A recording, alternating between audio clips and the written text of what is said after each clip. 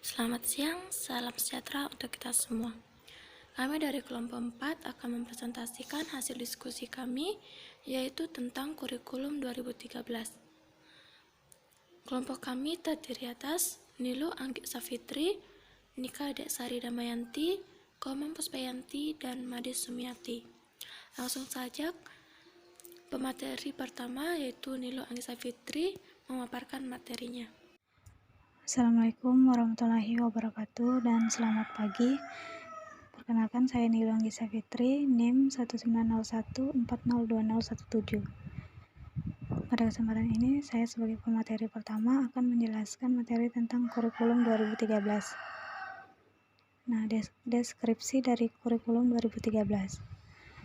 Kurikulum 2013 merupakan perangkat mata pelajaran dan program pendidikan berbasis sains yang diberikan oleh suatu lembaga penyelenggara pendidikan dengan tujuan mempersiapkan lahirnya generasi emas bangsa Indonesia. Dengan sistem di mana siswa lebih aktif dalam kegiatan belajar mengajar, titik beratnya, kurikulum ini bertujuan untuk mendorong peserta didik atau siswa agar lebih baik dalam melakukan observasi, bertanya, bernalar, dan mempresentasikan apa yang mereka peroleh atau mereka ketahui setelah menerima materi pembelajaran. Berbeda dengan kurikulum sebelumnya, kurikulum 2013 lebih menekankan pada ketiga aspek, yaitu menghasilkan peserta didik yang berakhlak mulia, keterampilan, dan berpengetahuan yang berkesinambungan. Bentuk rasional kurikulum 2013. Kurikulum menurut Undang-Undang Nomor 20 Tahun 2003 Pasal 1 Ayat 19 adalah seperangkat rencana dan pengaturan mengenai tujuan, isi, dan bahan pelajaran serta cara yang digunakan sebagai pedoman penyelenggaraan kegiatan pembelajaran untuk mencapai tujuan pendidikan tertentu. Pengembangan kurikulum 2013 merupakan langkah lanjutan pengembangan kurikulum berbasis kompetensi yang telah dirintis pada tahun 2004 dan KTSP 2006. Pengembangan kurikulum 2013 diorientasikan untuk meningkatkan dan keseimbangan yang mencakup kompetensi sikap, pengetahuan, dan keterampilan secara terpadu. Hal ini sejalan dengan amanat Undang-Undang Nomor 20 Tahun 2003 sebagaimana tersurat dalam penjelasan pasal 35. Kompetensi lulusan yang mencakup sikap, pengetahuan, dan keterampilan sesuai dengan standar nasional yang telah disepakati. Rasional pengetahuan kurikulum 2013 perlu dilakukan karena adanya berbagai tantangan yang dihadapi, baik tantangan internal maupun tantangan eksternal. Nah, adapun landasan kurikulum 2013, yang pertama landasan filosofi. Filosofis Pancasila yang memberikan berbagai prinsip dasar dalam pembangunan pendidikan. Filosofi pendidikan yang berbasis pada nilai-nilai luhur, nilai akademik, kebutuhan peserta didik, dan masyarakat. Yang kedua ada landasan yuridis. Yang pertama, RPJMM 2010-2014, sektor pendidikan tentang perubahan tentang metodologi pembelajaran dan penataan kurikulum. Kedua, Peraturan Perundang-undangan Nomor 19 Tahun 2005 tentang Standar Nasional Pendidikan. Yang ketiga, Inpres Nomor 1 Tahun 2010 tentang percepatan pelaksanaan prioritas pengembangan nasional. Penyempurnaan kurikulum dan metode pembelajaran aktif berdasarkan nilai-nilai budaya bangsa untuk membentuk daya saing dan karakter bangsa. Yang ketiga ada landasan konseptual. Relevansi pendidikan atau link and match. Kurikulum berbasis kompetensi dan karakter. Pembelajaran kontekstual atau contextual teaching and learning. Pembelajaran aktif atau student active learning. Penilaian yang valid, utuh, dan menyeluruh. Kemudian, tujuan pengembangan kurikulum 2013. Kurikulum 2013 bertujuan untuk mempersiapkan manusia Indonesia agar memiliki kemampuan hidup sebagai pribadi dan warga negara yang beriman, produktif, kreatif, dan afektif, serta mampu berkontribusi pada kehidupan masyarakat, berbangsa, bernegara, dan peradaban dunia. Nah, itulah materi yang dapat saya sampaikan. Selanjutnya akan dilanjutkan oleh pemateri kedua.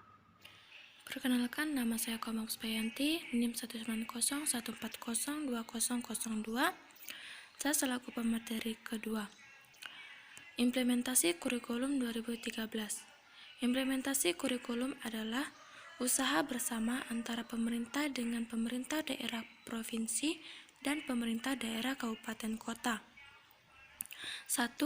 Pemerintah bertanggung jawab dalam mempersiapkan guru dan kepala sekolah untuk melaksanakan kurikulum, seperti mengadakan pelatihan khusus atau seminar-seminar.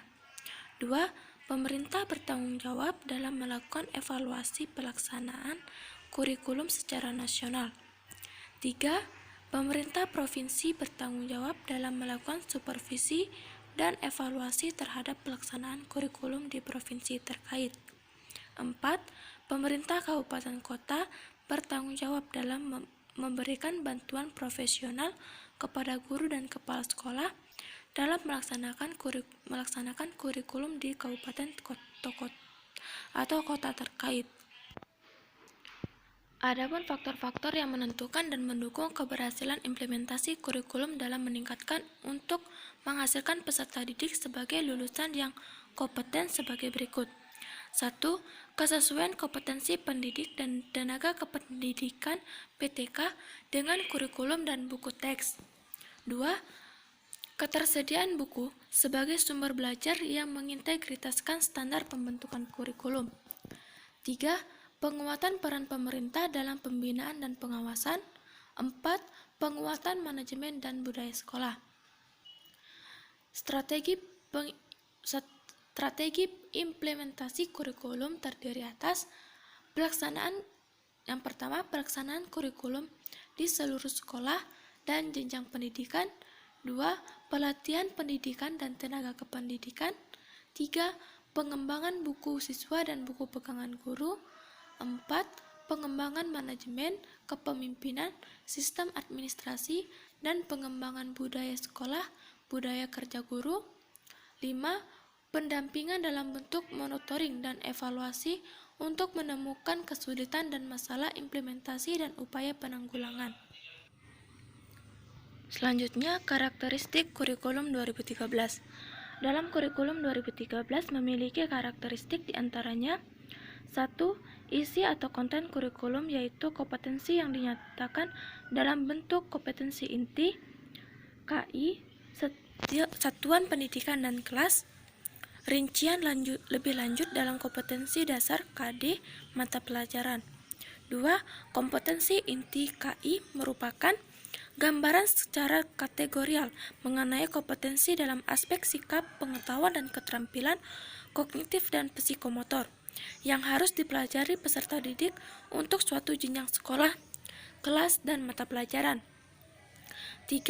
Kompetensi dasar KD merupakan kompetensi yang dipelajari peserta didik untuk suatu tema, untuk SD atau MI, dan untuk mata pelajaran di kelas tertentu untuk SMP atau MTS, SMA atau MA, SMK atau MAK. 4. Kompetensi inti dan kompetensi dasar di jenjang pendidikan menengah diutamakan pada ranah sikap, sedangkan pada jenjang pendidikan menengah berimbang antara sikap dan kemampuan intelektual, kemampuan kognitif tinggi. 5. Kompetensi inti menjadi unsur organisatoris atau organizing elements. Kompetensi dasar yaitu semua KD dan proses pembelajaran dikembangkan untuk mencapai kompetensi dalam kompetensi inti. 6. Kompetensi dasar yang dikembangkan didasarkan pada prinsip akumulatif, saling memperkuat dan memperkaya antar mata pelajaran dan jenjang pendidikan, diikat oleh kompetensi inti.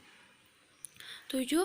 Silabus dikembangkan sebagai rancangan belajar untuk suatu tema SD.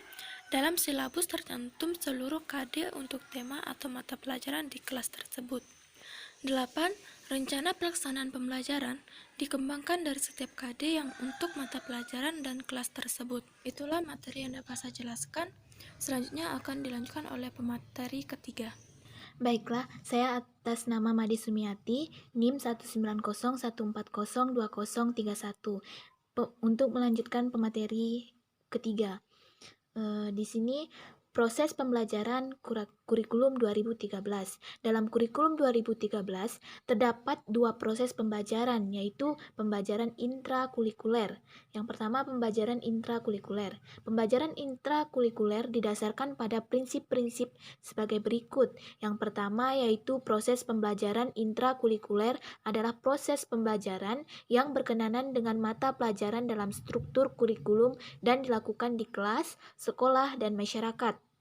Yang kedua yaitu proses pembelajaran di SD atau MI berdasarkan tema, sedangkan di SMP atau MTS, SMA, MA, SMK maupun MK itu berdasarkan rencana pelaksanaan pembelajaran yang dikembangkan oleh guru. Yang ketiga yaitu proses pembelajaran didasarkan atas prinsip pembelajaran siswa aktif untuk menuai KD dan KI yang memuaskan. Yang keempat yaitu proses pembelajaran dikembangkan atas dasar karakteristik konten kompetensi. Yang kelima yaitu pembelajaran kompetensi untuk konten yang bersifat developmental dilakukan berkesinambungan antara satu pertemuan dengan pertemuan lainnya. Yang keenam yaitu proses pembelajaran tidak langsung. Ini terjadi pada setiap kegiatan belajar yang terjadi di kelas, sekolah, rumah, maupun di masyarakat. Yang ketujuh yaitu proses pembelajaran dikembangkan oleh prinsip pembelajaran siswa yang aktif melalui kegiatan mengamati, menanya, menganalisis, dan mengkomunikasikan. Yang kedelapan yaitu pembelajaran remedial. Itu dilaksanakan untuk membantu peserta didik menguasai kompetensi yang masih kurang. Yang kesembilan yaitu penilaian hasil belajar mencakup seluruh aspek kompetensi, bersikap formatif, dan hasilnya segera diikuti dengan pembelajaran remedial untuk memastikan penguasaan kompetensi pada tingkat yang memuaskan. Yang kedua yaitu pembelajaran ekstrakurikuler. Itu ekstrakurikuler adalah kegiatan yang dilakukan untuk aktivitas yang dirancang sebagai kegiatan di luar kegiatan pembelajaran yang sudah terjadwal secara rutin setiap minggu. Kegiatan ekstrakurikuler itu terdiri atas kegiatan wajib dan pilihan. Kegiatan ekstrakurikuler wajib dinilai yang hasilnya digunakan sebagai unsur pendukung kegiatan intrakurikuler. Prinsip pengembangan kurikulum 2013. Pengembangan kurikulum didasarkan pada prinsip-prinsip sebagai berikut. Yang pertama yaitu kurikulum bukan hanya merupakan sekumpulan daftar mata pelajaran karena mata pelajaran hanya merupakan sumber materi pembelajaran untuk mencapai kompetensi. Yang kedua yaitu kurikulum didasarkan pada standar kompetensi lulusan yang ditetapkan untuk satu satuan pendidikan, jenjang pendidikan, dan program pendidikan. Yang ketiga yaitu kurikulum didasarkan pada model kurikulum berbasis kompetensi. Kelebihan dan kelemahan kurikulum 2013. Kelebihan kurikulum 2013 adalah kurikulum 2013 menggunakan pendekatan yang bersifat alamiah atau konstekstual karena dia berfokus dan bermuara pada hakikat peserta didik untuk mengembangkan berbagai kompetensi sesuai dengan kompetensinya masing-masing. Yang kedua yaitu kurikulum 2013 yang berbasis karakter dan kompetensi boleh mendasari pengembangan kemampuan-kemampuan lain. Yang tiga yaitu ada bidang-bidang studi atau mata pelajaran tertentu yang dapat pengembangannya lebih cepat menggunakan pendekatan kompetensi, terutama yang berkaitan dengan keterampilan.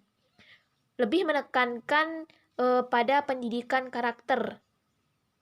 Yang kelima yaitu asumsi dari kurikulum 2013 adalah tidak ada perbedaan antara anak desa ataupun anak kota.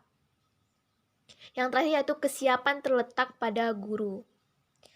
Baiklah, itulah materi yang dapat saya sampaikan. Selanjutnya akan dilanjutkan oleh teman saya Nikade Sari Damayanti. Saya Nikade Sari Damayanti, NIM 191402020, akan melanjutkan materi tentang kurikulum 2013.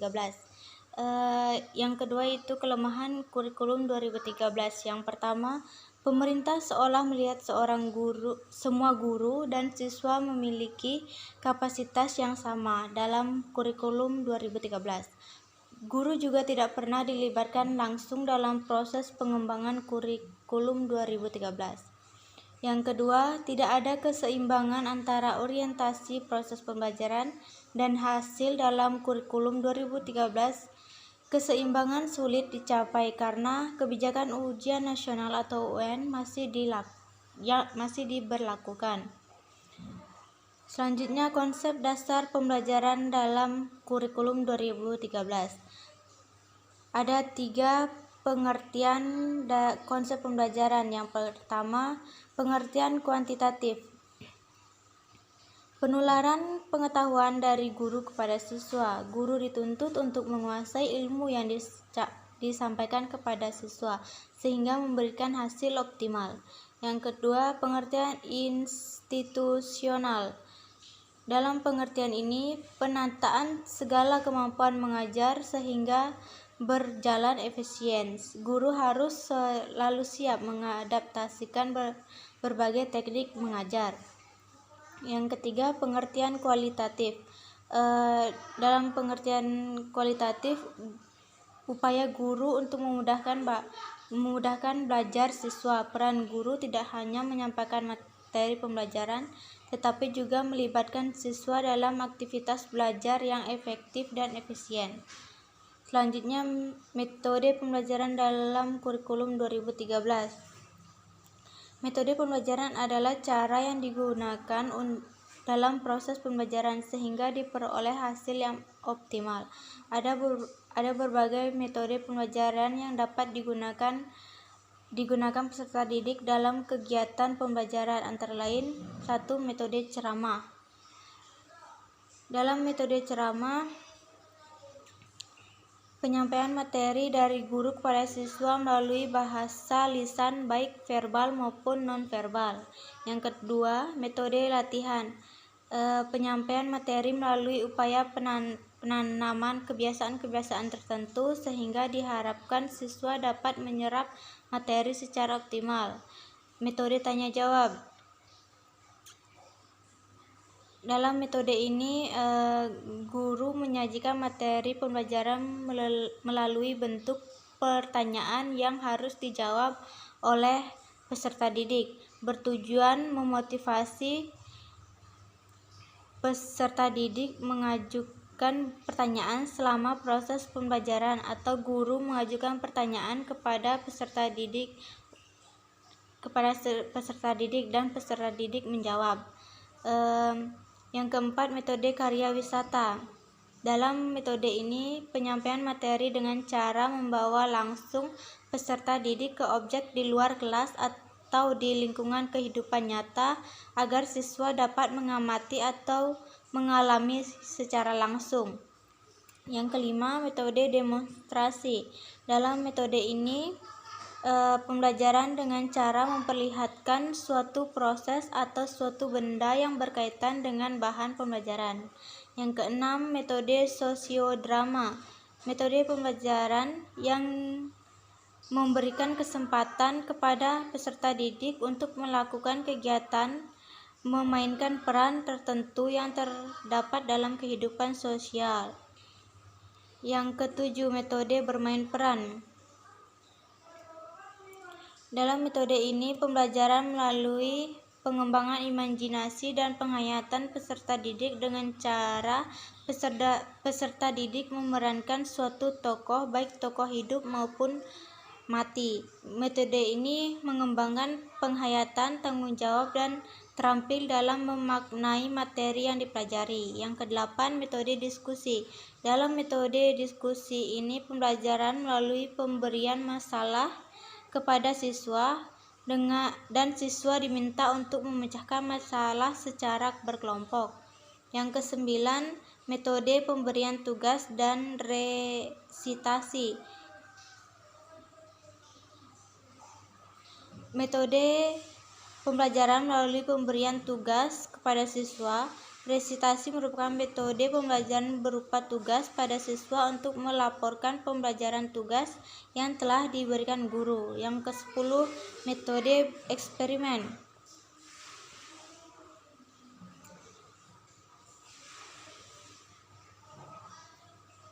Pada metode eksperimen ini, guru memberikan kepada siswa untuk percobaan. Metode proyek. Dalam metode ini membahas materi pembelajaran ditinjau dari sudut pandang lainnya.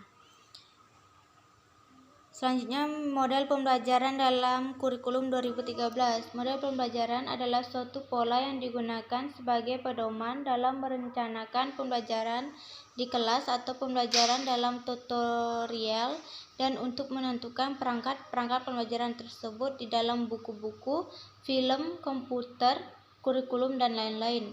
Model pembelajaran memiliki 4 ciri khusus yang tidak dimiliki oleh strategi, model, atau prosedur. Ciri-ciri tersebut adalah: yang pertama, rasional teoritik logis yang disusun oleh para pencipta atau pengembangannya.